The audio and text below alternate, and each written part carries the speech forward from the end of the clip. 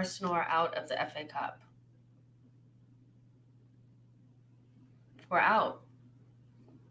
A cup that we used to think was ours is definitely not ours anymore. We are out. And not only that, we lost to a championship side and did not register a single shot on goal.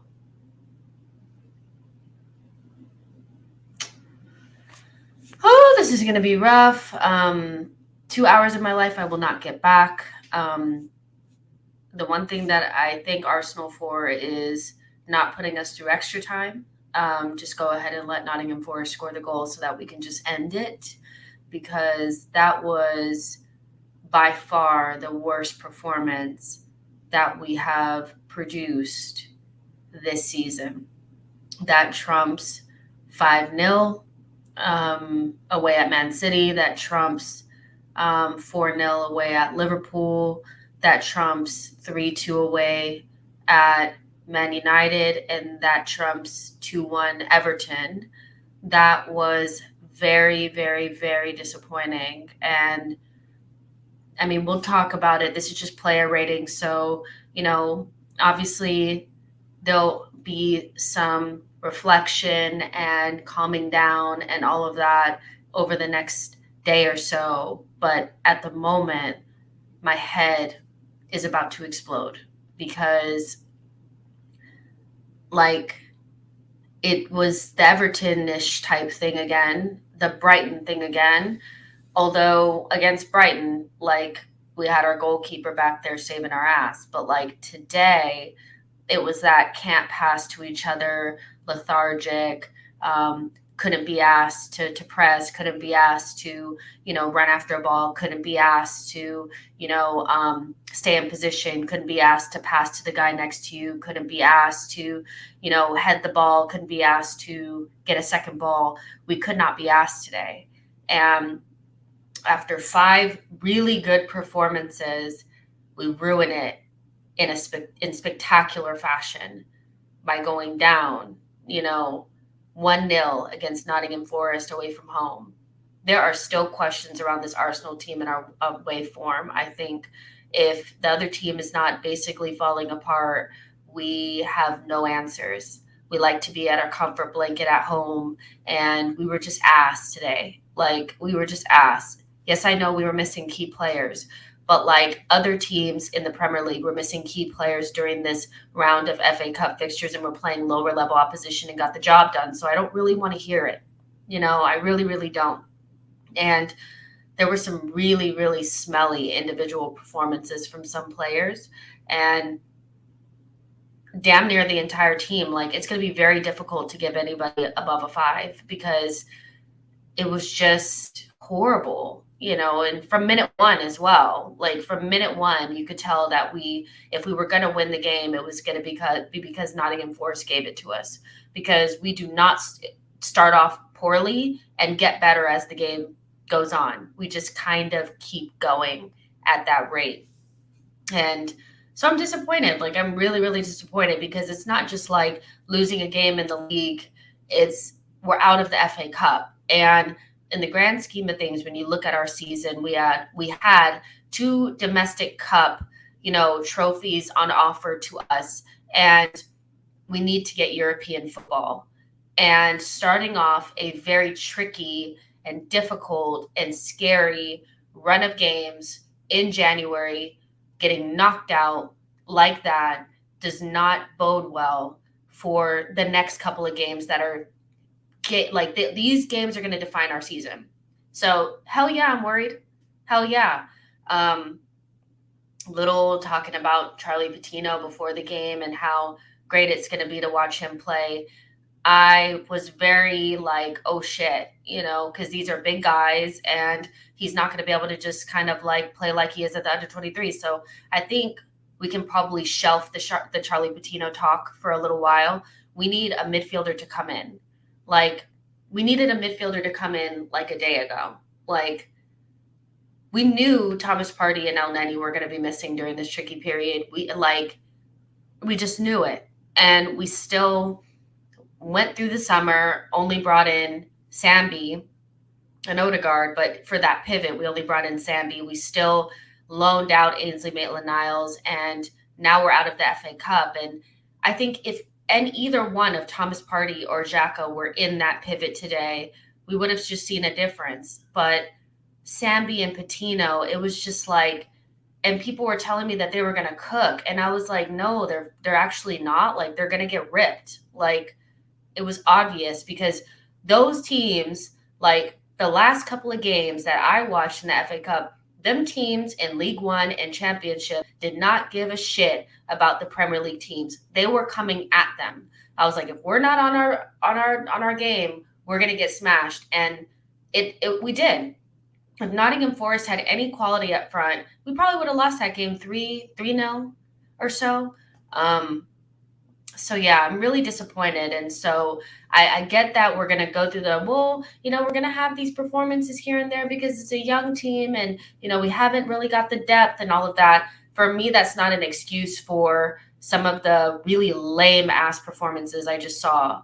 I want my 2 hours back, and somebody needs to give it back to me because I feel like I've been robbed. I did not need to watch that.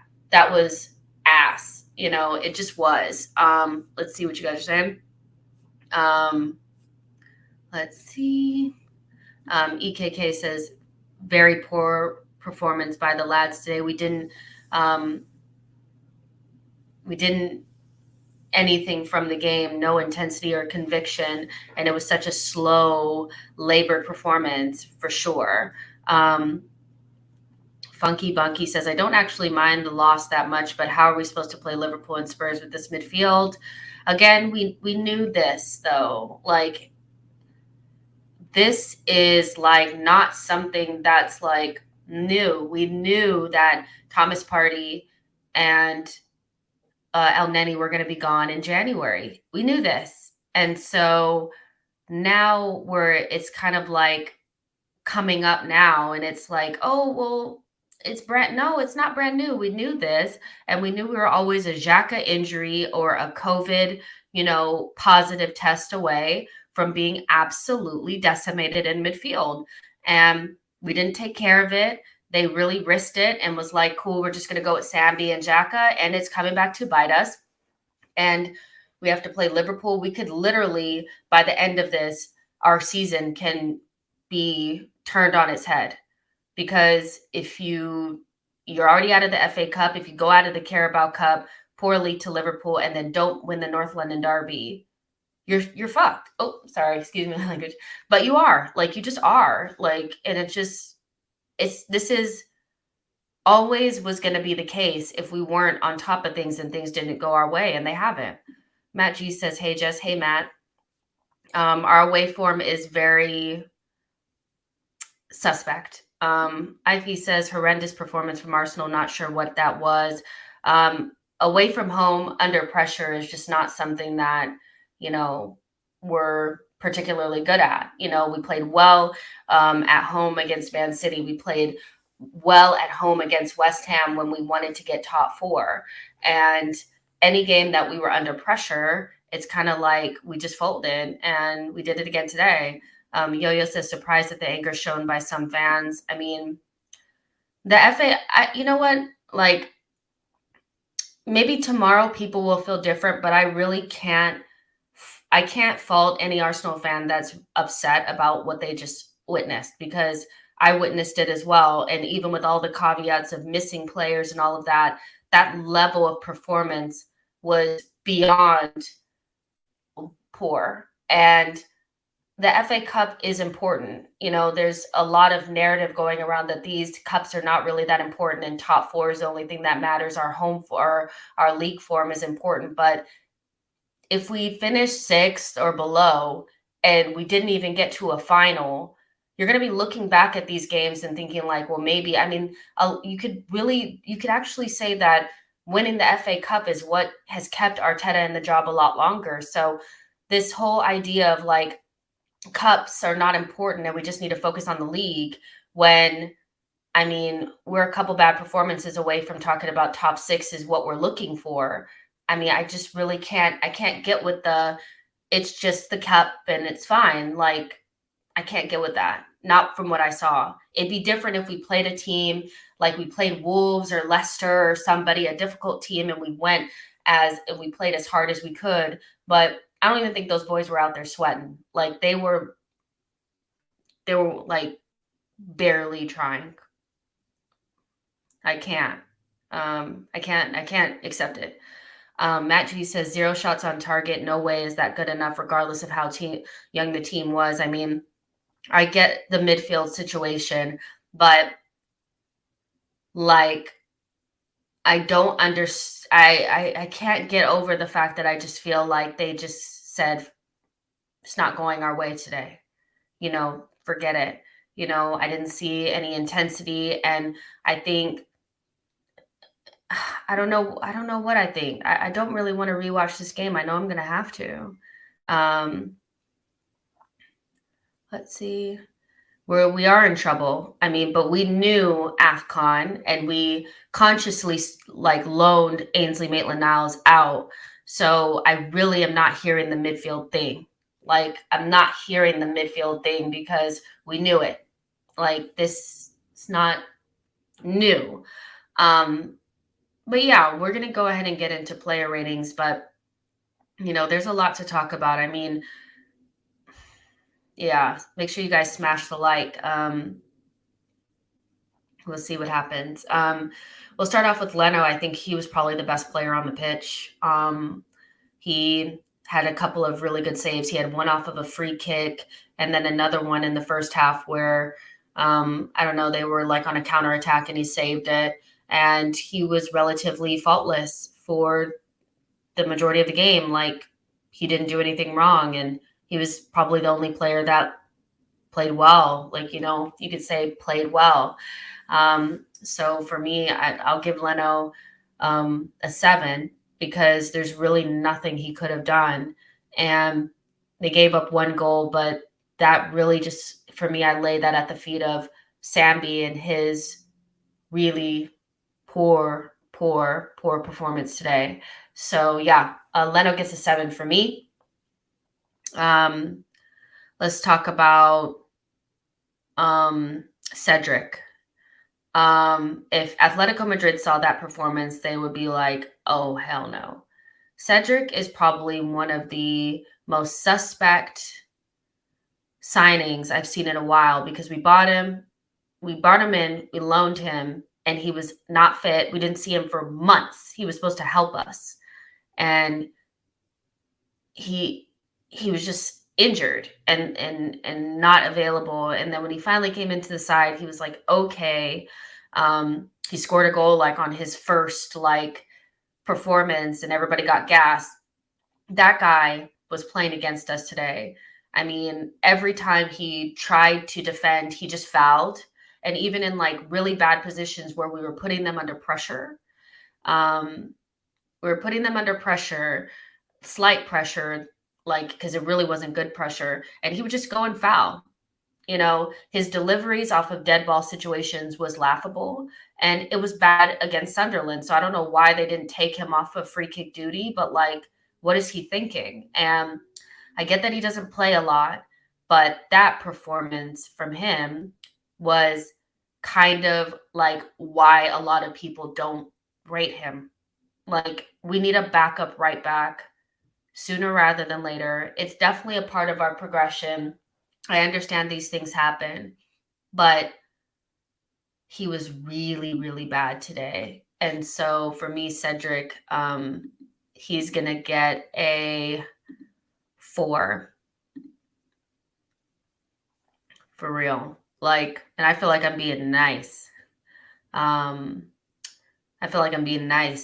There. The drop in quality between Tomiyasu and Cedric is alarming, especially because Tomiyasu is struggling with some sort of tight groin or tight calf or something like that. I'm getting him and ESR's injuries mixed up, but hopefully that shit was precautionary because we need him against Liverpool. And we definitely, Arteta probably is shocked at what he just saw because he clearly rested ESR and Tomiyasu and Tierney and Lacazette thinking this team would be able to get a result against Nottingham Forest, and we were just asked. So hopefully Tomiyasu's injury was precautionary and he can go against Liverpool, because knowing that our midfield is going to be horrendous in those next fixtures, we need pretty much the rest of the team to be what it's supposed to be.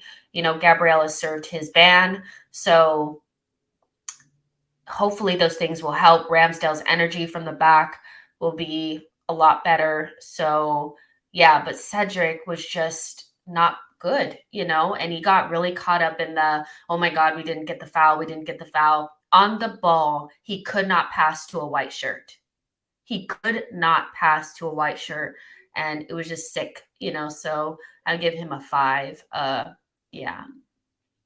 Daniel says Cedric was poor. Holding was very poor, even with time on the ball. And Nketiah has proved why he's not good enough for Arsenal. Ola Kunle says 4 is kind, honestly. Yeah, I mean, I'm trying not to go too far in, but yeah, no. Yeah. See, Jordan, I think when you're saying the reactionary behavior of people is getting silly now, I mean, unless you're saying Arteta out right now, I don't think that level of performance against championship opposition in the FA Cup is, people should have a reaction to it. It's natural for fans to have a adverse reaction to really, really, really poor results. And so unless you're going Arteta out, and the funny thing is, like, we win a game and everything is bright again. We lose a game and everything is dark. That's just kind of how it is. And so even though these players don't play for us all the time, I'm not really seeing how it's okay for them to put in a performance that bad. Rustiness is one thing.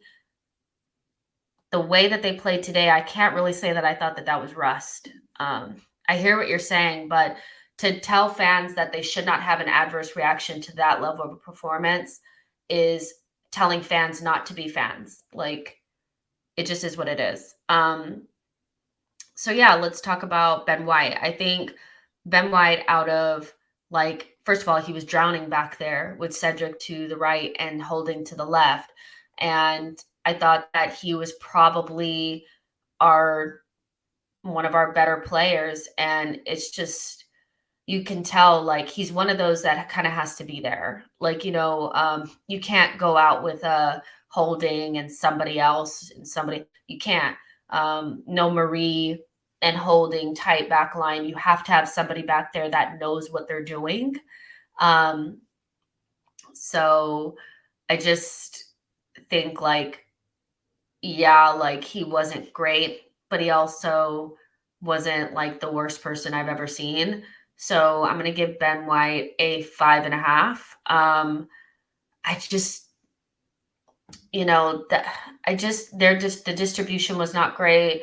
A lot of the distribution was being put at the foot of Rob Holding, and I think that started a lot of our issues. I don't know if I think what Forest were doing was trying to keep our good players off of the ball and try to force us to the bad players, or whatever. And it worked because Holding was our main technical leader in the back today, and that was an issue. Ben White was doing all of the defending and Holding was doing all of the passing, and that was a problem. Like, it was just bad, but yeah, I expect us to look like when we played against Sunderland. I knew that having players that aren't really in the team would affect the way that we gelled at the beginning of the game, but we never really were in it. So this is different than, just a bunch of players that never really play together, just out there. No, this was very similar to the Southampton FA Cup performance where we went out. And I don't think that was rustiness. I think that was a lack of giving a shit. Like, I really, really do, because it was just, this is not easy. And I think we played Southampton away as well last year in the FA Cup when they kicked us out. So this is, for me, this is a repeatable thing when things don't go our way. I'm seeing a 6 for Ben White. He was doing what he could, but he was back there, like, just looking dumb. Like the whole back line was back there looking dumb. Okay, so holding. Holding. So yeah, holding. Some of the times I felt like he was arrogant on the ball, and I couldn't understand why, because I was like, "You're not very good, so can you freaking pass it?" There was one time where he tried to do like a 1-2 with Odegaard in defense, and he was supposed to be the left-sided center back, but he was on the right-handed side in front of Cedric trying to do a 1-2 with Odegaard in the middle of the pitch when there were like 3 Nottingham Forest players around him. He was holding onto the ball for long periods of time. There was one time in the first half where he could have easily passed it inside to Eddie Nketiah, and he decided to continue to touch the ball. And you know, you are not Ben White. You don't have the same technical ability as him, so you need to keep it simple. And he was just doing the absolute most. And the fact that I feel like maybe Nottingham Forest was trying to like push him or push us to give Holding the ball, and they were letting Holding do a lot of the dictating. He was so poor on the ball today. It was cringe. Like it really, really was. And there's really no redeeming anything for Holding today, because not only was he was what he usually is, which is not, I mean, just average, but he made himself below average by trying to do things that he can't do. And he got really frustrated. I mean, he's supposed to be a captain out there. And this also shows why you can't have mediocre players being a part of your leadership group, because nobody respects the guy that can't pass a 5-yard ball. So I'm going to give Holding a 4. He was absolutely diabolical today. And it just, wow, like it's just so bad. Matt G says Holding 4.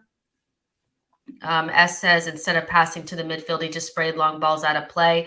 I mean, it was probably a little bit of, I don't trust Patino and Sambi, but ultimately, like, we need to play through the midfield. Like, they had Martinelli and Saka triple teamed.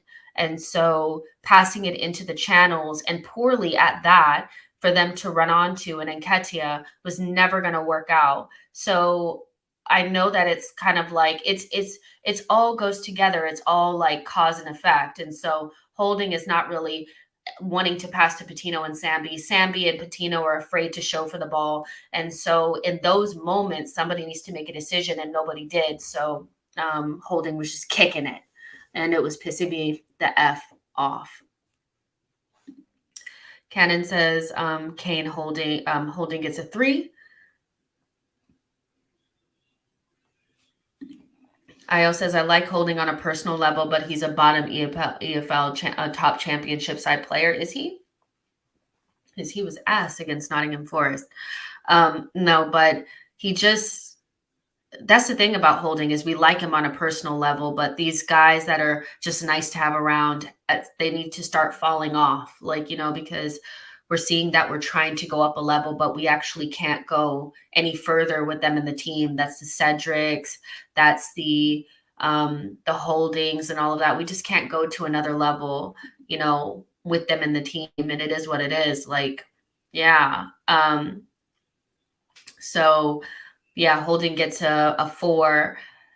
Let's talk about Nuno Tavares. This is I guess, a very divisive topic, because after he was taken out at before halftime on the 30th minute mark, some people were like, yes, good. And then others were like, that's poor management. And I tend to feel like you couldn't really take anybody else out. So there was no Tomiyasu to take Cedric out. There was no Gabriel to take Holding out. So you had to take somebody out of that back line, because those guys were killing us. Like Cedric, Holding, and Nuno Tavares were killing us in our buildup. Their decision-making was horrible. You could tell that they were like all shaky and jittery, which just doesn't make sense. Like, I get that you haven't played in a while, but it's a championship team. At least rise to the intensity level and the jitters will go. And he was just, I mean, I thought he was the worst man on the pitch for those first 30 minutes. And I was screaming at him from, you know, standing up by the television. And so when he came out, I thought it was good because we needed Tierney, and I thought Lacazette probably should have came on a little bit earlier as well. Because when your midfield is so like jank, you need to try to keep like the stability around it, because like the more faces that you don't really know, it's just all kind of mismatch and all of that. And so I wasn't actually that upset with Tavares getting hooked. Also, we don't know what the instructions were. And so if he was disrespecting the instructions, then yeah, he has to come out. And so I just think like this is not something for me that I'm going to be like really holding over Arteta's head, because he was just really, really bad, and maybe he'll learn from this. But you guys, for like, honestly, like if you feel like it was poor man management, fair enough. If you think it was harsh, fair enough. I'm more of the thing like he needs to like be more reliable on the ball, like at the very least, and he just wasn't. Yo-Yo says Nuno deserved to be dragged off, but it changed little in my opinion. Yes, this is true. It did change little because the midfield was still doing its thing, and there were still like 6 other players out there that just weren't good, but Nuno was standing right next to Arteta, and he probably just was kind of like the person that took the brunt of the fury from Arteta. Tierney didn't get injured, so that would have been the only reason why I would have looked at it like, oh, now you can't really justify taking Nuno out because now Tierney is injured. But because Tierney is not injured, I'm kind of like, it was kind of what it was, and the guy was just not good. So I'm going to give Tavares a 4 as well. He was just, it's like he was lower than that, but he's a young player, and I really don't want to, like, Cedric is a senior pro, so it's him playing in that way is like, what? But Nuno is a younger player that you kind of want to give him a little bit of the benefit of the doubt. So even though I want to give Cedric a 3, I can't give Nuno a 3. I have to give him a 4. But he was really horrible. And so, yeah, Barry says, yeah, Nuno needs to channel his frustration. Tough, but good learning experience. Yeah, I mean, he killed our buildup every single time he got the ball, and he was out of position. So I don't know what else to say about that. Cannon says it didn't pay off, so it wasn't good. Just embarrassed the guy. I mean, not really. I mean, the only reason why it would be looked at as a bad decision is if Tierney had gotten injured. Nuno Tavares needed to come off the pitch. Like, who knows how much worse? First of all, that was their strong side. The right side was their strong side. So, I mean, what do you think that Spence kid would have done to Nuno Tavares for the rest of the game had he had been out there? So I disagree. I think for me, it's not that simple where it's like, well, we didn't win, so it was a bad decision. Spence was going to kill Nuno Tavares the entire game. So I would have rather seen Tierney there than Nuno, unfortunately. So yeah. And again, this always kind of goes back to like, if this was a different manager, a lot of people wouldn't be questioning it. They'd be like, yeah, that's a good move or whatever. But because Arteta, it's like, no, it was a bad decision. He was terrible. So yeah, let's move on to the midfield. I think Charlie Patino, really tough on him just because there was a lot of hype around him before the game started, like he was going to really do something. And I was very reluctant. I was very like, maybe he should play in the 10 and Odegaard should play in the pivot, because he's not going to show for the ball. He's not going to be confident enough to show for the ball, and that's going to halt our progression. And people cooked me because they were like, well, that's where he plays normally and all of this. And, I don't really think either way, it probably would have been the same, but it's really just harsh on him because he's a good young player. This would be a good, hopefully, learning experience for him, but he was really useless to us because he's just so young and so frail, and he was playing up against men, so it was a learning experience for him. But and it's not his fault that he's there. Again, our issue is that we knew that AFCON was coming, and we still loaned Ainsley Maitland-Niles out and decided not to have a midfielder ready to go on January 1st. And also in the summer window, we didn't get more than one midfielder. So it is what it is. So Patino, I'm not really going to go too harsh on him. I'm going to give him a 5. It just is what it is. He's a young player, and hopefully we won't hear any more about Patino needing to be in this team. I've seen people say that Patino should be starting over Xhaka.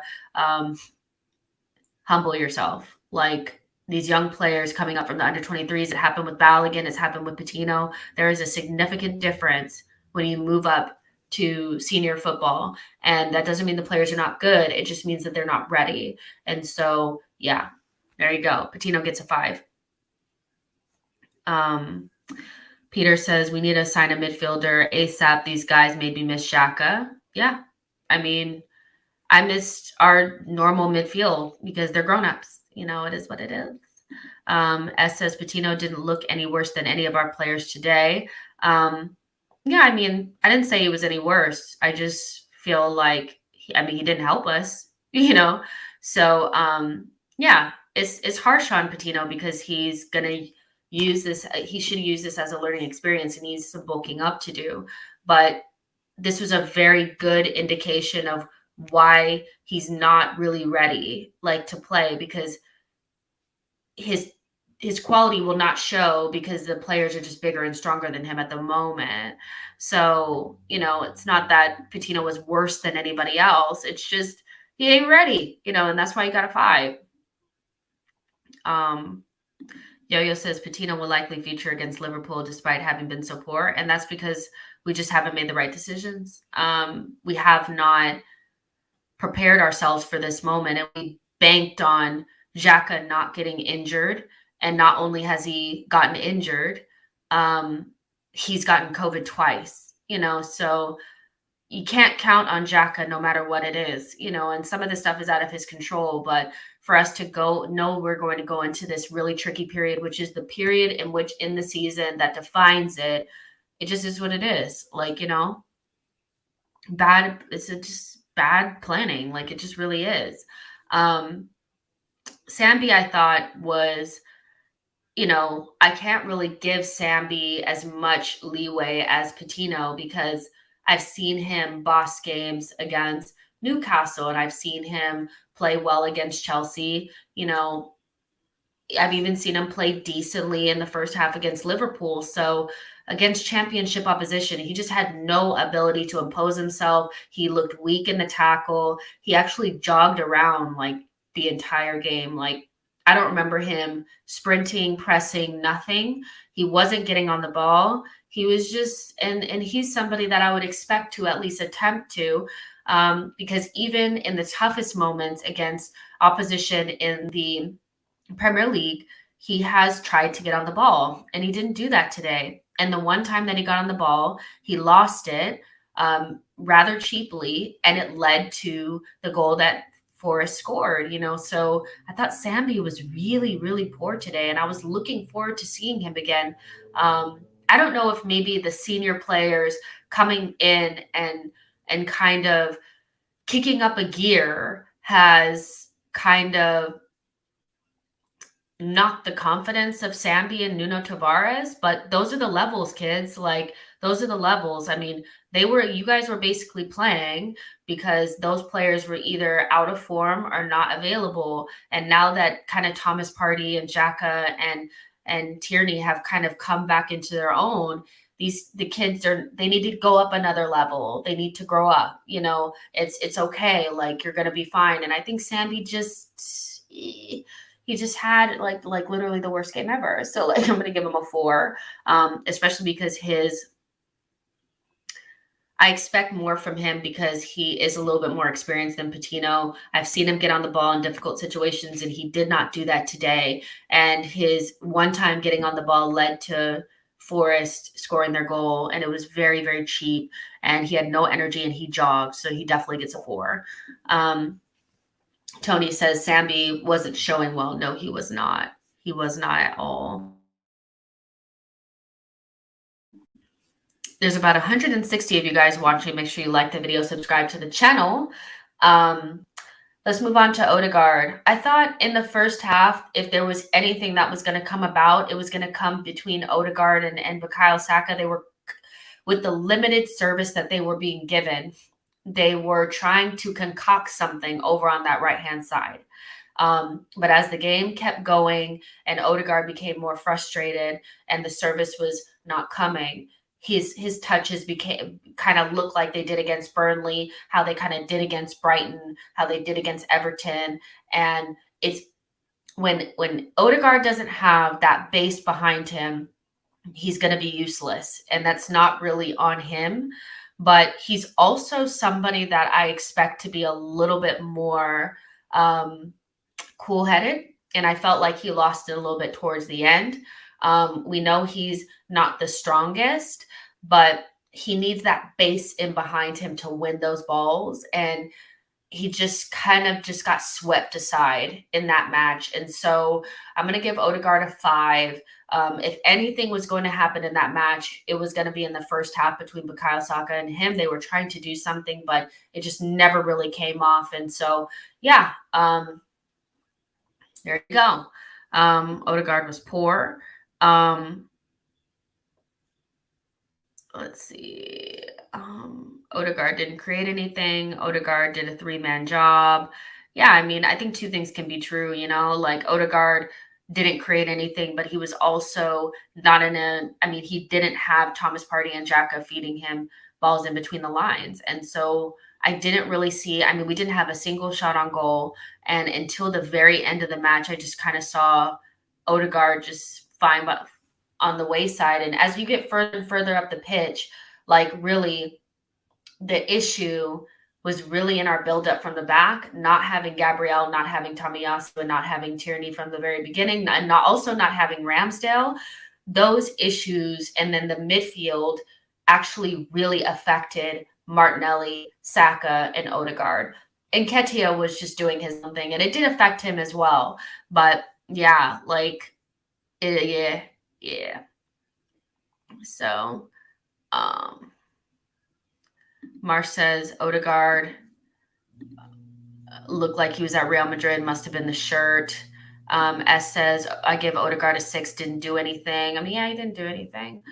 Cannon, Odegaard just kicking the ball forward by the end, exactly. And so, yeah, it's a bad day for Arsenal. And this it's like the same thing. It's like the Arsenal women do bad, and then the Arsenal men do bad, and it's all rolled into one. It's like, I don't know, something wrong with this club. Yeah, so because I was counting on the Arsenal men's team to make me feel better about the Arsenal women losing today. So yeah, and yeah, the midfield is always a big thing, but I also think distribution from the back and the decision making of the people starting our buildup also plays a big part as well. That's why we've seen such a change in the our build-up play is because of Ben White and Gabriel and Tomiyasu. That is also just as important as Thomas Partey and Granit Xhaka being on our midfield. And it just reminded me of, when Holding was our main center back. It was crazy. Midfield killed the game, exactly. So yeah, it's defense, midfield combination-ish thing going on. But the midfield was always going to be that midfield. So we were always going to struggle. So that was Odegaard, gave him a 5. Martinelli, as much as this pains me to say, was pocketed by Spence, in the most ruthless way. How do you go from just roasting Cancelo to not being able to get by a championship player? It was very embarrassing. And you could tell it was embarrassing for him because at a certain point in the game, he just was fat. He just fouled Spence and got the yellow card and all of that. And so hopefully this is a learning experience for Martinelli, but he also looked really slow and lethargic. Tierney also looked slow and lethargic. Like they could not kick it past people and run. They look very like heavy and like, ooh. And I don't know if maybe that had something to do with having 7 days off. You know, we might have been kind of benefiting from having game after game after game after game because it keeps you in shape, you know. So hopefully that was a little bit of that rust coming off. But Martinelli was he was so bad. Oh my God. He wasn't really, he was just pocketed. Like it wasn't that he wasn't trying. It was just that guy was just like, this is so easy. So yeah, Spence was definitely the best person on the pitch. And so Martinelli, tough day at the office. I'm just going to give Martinelli a 6. You know, he tried. They were triple teaming him and Bukayo Saka. So unless somebody else stepped up, there was just nothing. And they didn't have to mark Nketiah. They could just put one center back on him and it was finished, you know?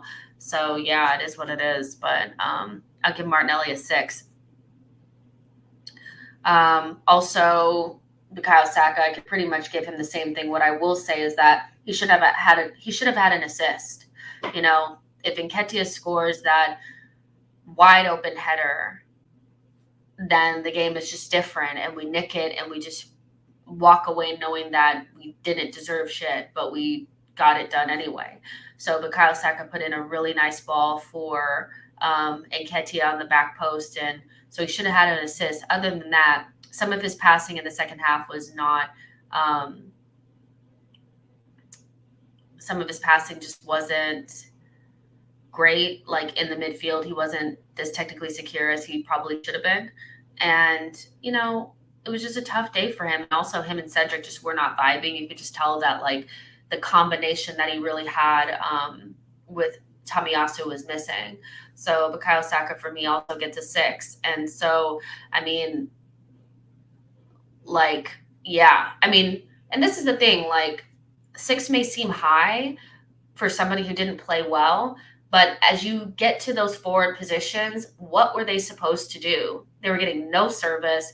The players around them were playing ass. The midfield was not creating anything. And so even though I don't think when they got the ball, they did wonderful with it, it's more difficult to give them a bad, you know, a worse rating. And like the highest anybody's going to get, well, I gave Leno a 7, but the highest any like regular player, the 10 on the field, actually, like nobody's going to get higher than a 6, but I also tried not to go lower than a 3. So yeah, it's hard, but Saka he was trying, but like you can't do anything. You can't do everything. Yo-Yo, who is supposed to start over Saka? There's no Pepe and there's no Emile Smith-Rowe. So Saka kind of like had to start. Like, I don't know who else was supposed to start. I mean, yeah. S says, is it just me or does Saka always look uncomfortable when he passes with his right? I think he's still working those kinks out. You know, he's such a left-footed dominant player that he's kind of working on it. He's not necessarily two-footed, but there's times where the ball gets away from him on his right foot and stuff, and that's just something he has to work on. But yeah, Balogun has COVID. So you guys, there was nobody else to play other than Bukayo Saka. Like the players that were out there had to play because there was no Emile and no Balogun.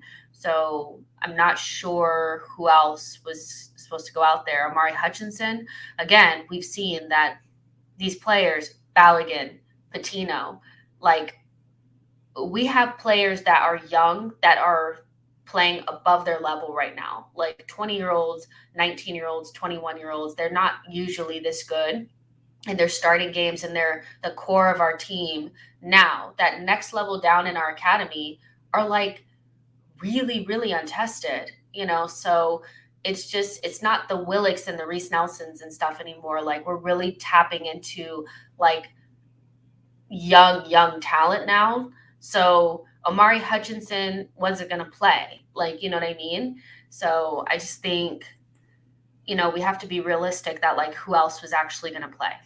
I don't know. So, Nketiah, he looked like he couldn't really be asked to be out there. He didn't look particularly interested in what we were doing today. He missed that wide open chance. Now, when strikers get one chance, it's kind of like do or die. It's difficult. So sometimes you have to look at it like, well, he didn't get many chances, but he had two chances. And then he had some other opportunities where he could have passed it and he just decided to shoot. I thought he was poor today, where he was really good against Sunderland. He was really not that great today. And it just kind of like shits on all the things that he did against Sunderland. So hopefully he gets whatever move that he's looking for, whether that's in January or at the end of the season. But, it's probably better sooner rather than later because he just didn't really look into what we were doing. Now, that being said, nobody really looked into it, but just individually, Nketiah was very, very poor. And so I'm going to give him a 4.5. He just, yeah, he just wasn't very good. Yeah, I don't know. He was just really poor. Moving on to the substitutions, I thought KT started out okay and then ran out of steam and then kind of just we just kind of faded on that side. So for me, KT will just get a standard 5. I don't think he hurt us, but I also don't think he really added that much. He had a nice little cross in the first half, but that was essentially it. Lacazette, again, he was another one that came on and didn't really do anything. He had a couple of little touches, but was a little bit like everybody else where everything was banging off the shin and stuff. And so have to give him a standard 5. And Kolasinac, why was he there? Like, why did he come on? Like, what was the point? I guess it was just to get Cedric off the pitch, but like, for what? Like, I didn't understand. So Kolasinac gets a non-applicable because I didn't even really see him out there. But I guess we can go into Arteta. Obviously it's all his. It's when we win games, it's all him doing the right things, and when we lose games, it's all him doing the wrong ones. I want like. I don't know what he could have done better to make them just play better. What could he have done to make Holding pass the ball to the right to the player? What could he have done to make Cedric play better? What could he have done to make Sambi play better? I don't know. I mean, these are difficult ones, because it's all or nothing with everything. It's his fault when we lose, and it's his like triumph when we win. But I don't really see much of what he could have done wrong because